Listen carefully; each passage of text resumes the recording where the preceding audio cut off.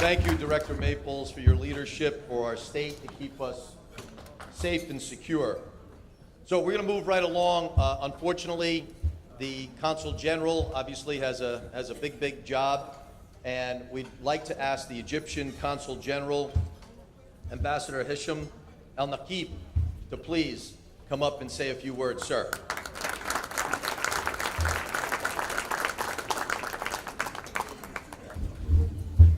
Thank you. You did a great job pronouncing my name. Irish pronunciation works well for me. I find it sometimes hard to pronounce my own name. But at any rate, Assalamu alaikum wa rahmatullahi wa barakatuh. With peace I come, with peace we depart. As Muslims, we always start by saying Assalamu alaikum, and then we leave also by saying Assalamu alaikum. It's just peace. So it's all about peace. I come from Egypt. I represent my country with great honor. Egypt, the oldest civilization on earth. Egypt, the land of prophets. Egypt, where Jesus took refuge, where Moses was born, where Joseph was brought up, and many other prophets who lived and strived and took refuge in Egypt. Egypt is the country where Prophet Muhammad got married from. Egypt is where the mosque is and where the church is, the two embracing each other. But before talking about my great country, I have to tell you a very, small story about, an experience that I lived here in this great country.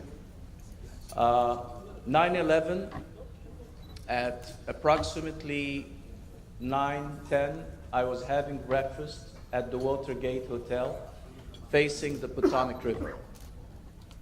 I was at that time the spokesperson of the Embassy of Egypt in Washington. While we're having breakfast, we heard a big explosion, a loud explosion that rattled the glasses around us. And then, we thought that it was something, not of a great significance, except, of course, for the TV who was running behind us, CNN reporting that there was a plane that plummeted into the World Trade Center. 15 more minutes, another plane, and then the news started to come that that was a terrorist attack. I hurried back to my office, and I would see people walking in the streets aimlessly, looking at the sky, looking for aliens attacking them. It was a state of shock for everybody. I remember that day was a day of horror. And when we got to know at the end of the day, or the next day probably, that the people who contemplated this came from the Middle East, we started counting and we started bracing for the consequences. But let me tell you this. The consequences that we have anticipated were much less than what we have really imagined. I would believe that if we were in a totally different country, the consequences would have been horrendous. But this great country had proved to me more every day that this is a country of tolerance. Regardless of all what I heard today of the takes here and there about colors, about creed, about political problems, but that country stood the test and stood it very strongly. Remember that all my American friends kept calling me, telling me that we're standing by you. That does not mean that if even all of them were Muslims, that they were Muslims by name. We know very well Islam. We know very well the crux of the religion.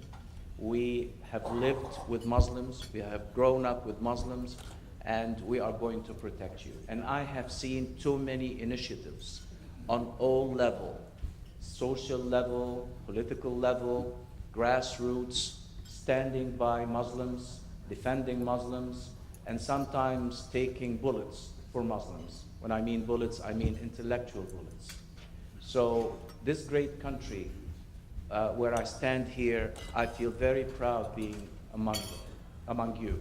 And I know that this great country will stand any tests that it would face, because this is really the land of diversity.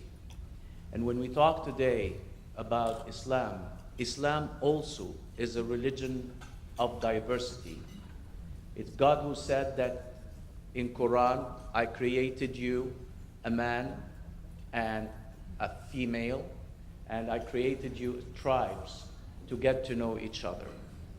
This is the crux of our religion.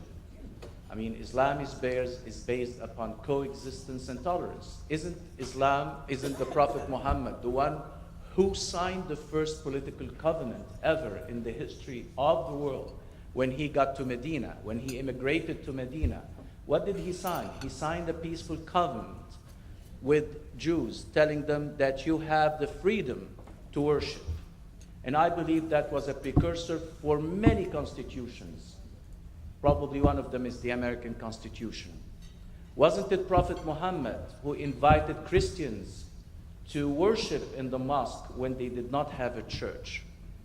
Wasn't Prophet Muhammad the one who said that I am here a vanquisher? I came to Mecca not as a conqueror, but as someone who's going to live with you peacefully. That when he returned to Mecca, after Islam had spread.